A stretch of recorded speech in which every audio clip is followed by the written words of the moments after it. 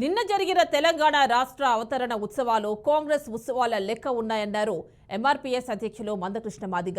దశాబ్దాల కాలంగా జరిగిన ఉద్యమంలో రేవంత్ పాత్ర లేదని, తెలంగాణ ఉద్యమంలో పాల్గొనని వారు ఉత్సవాలు నిర్వహిస్తే ఎలా ఉంటుందో అలా ఉందన్నారు.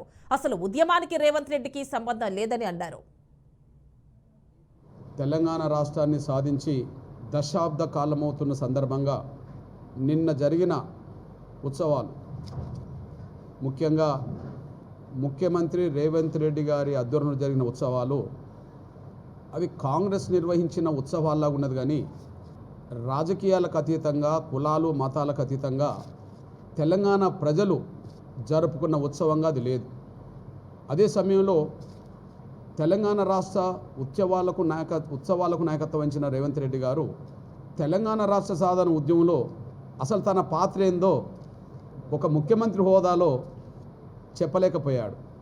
అంటే దశాబ్దంన్నర కాలంగా జరిగిన తెలంగాణ మలిదర్శ ఉద్యమంలో ఆయన పాత్ర లేదు కాబట్టే ఆయన పాత్రను గుర్తు చేసుకోలేకుండా పోయాడు. ఇక తెలంగాణ ఉద్యమంలో పాల్గొనని వాళ్ళు ఉత్సవాలు నిర్వహిస్తే ఎట్లా ఉంటుందో రేవంత్ రెడ్డి గారు నిర్వహించిన ఉత్సవాలు కూడా గట్లనే ఉన్నాయి. తెలంగాణ రాష్ట్ర సాధన కోసం పాటుపడితే ఆ పాటుపడ్డ వాళ్ళు సాధించిన తర్వాత ఉత్సవాలు నిర్వహిస్తే ఏ భావోద్రేకమైతే ఉంటుందో,